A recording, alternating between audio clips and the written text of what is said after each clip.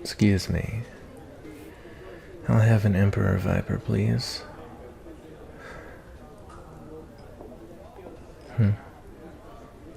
No, yeah. I took a bit of a long trip recently, and I only have a couple of days to myself before the next. Tough, but it's not all bad. Injuries? Oh, buddy. If I had any injuries that were worth a stirrup, I'd have gotten myself a stronger drink. I only have a bit of soreness, but it's nothing too rough. Thank you. Oh? I'd hate to accuse a little witchling like yourself outright, but I can't just take any old potion from any old body, partner. I'd have to ask you to drink first.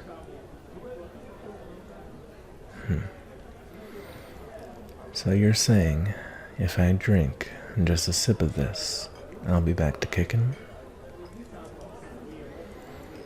And what's your angle? Potions aren't usually just given out around these parts, you know? An experiment?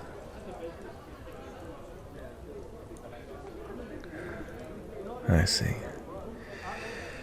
Testing out new herbs, and I'm the lucky sucker that gets to be your guinea pig, is that it? Alright, I'll believe you and sip.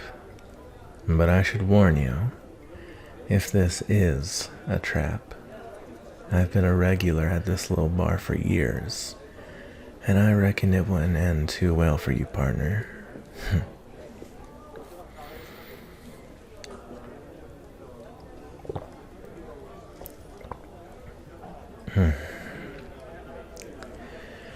Not my favorite flavor, but it's not bad.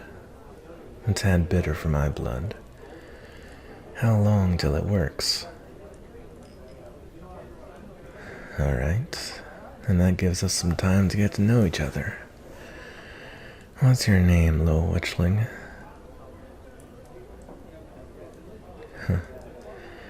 That's a pretty interesting one. Call me Sundown. Pleased to meet you.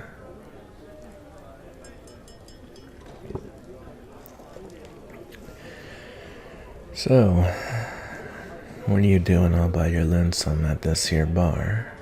Looking for guinea pigs? Oh, I see. I never thought about it, to be honest. I don't really look around at the plants all that often. But honestly, I wouldn't have noticed new plants in the valley, even if I did stop to smell the roses. That's pretty interesting, actually. I have a friend over in Hushwax Town that brews alcohol. I think you'd get along with him pretty well with all this plant talk. No. I'm more of a drinker than a brewer.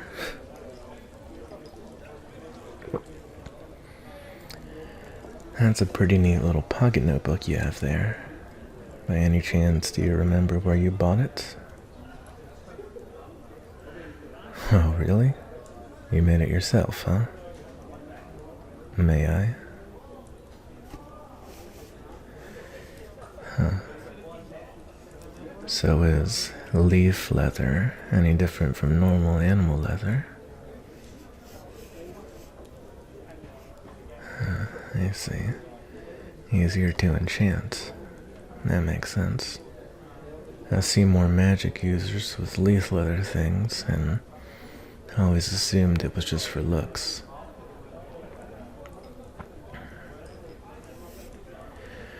You know, we're not so different. Well, we both have big hats for starters. I don't know. Allow me to ramble?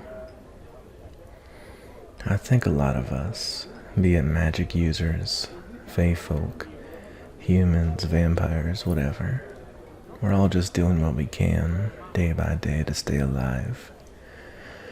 Even though my job as a bounty hunter is to get rid of some of us, it's not like I don't think about their lives as lives. It's tough sometimes, I can say that for sure. But you witches, you're like us cowboys. Some of you aren't nearly as dangerous as you seem. Wow, I've met some young blood cowboys with such incredible danger resonating off of them. But up close, they're some of the most welcoming peace lovers you'd ever meet.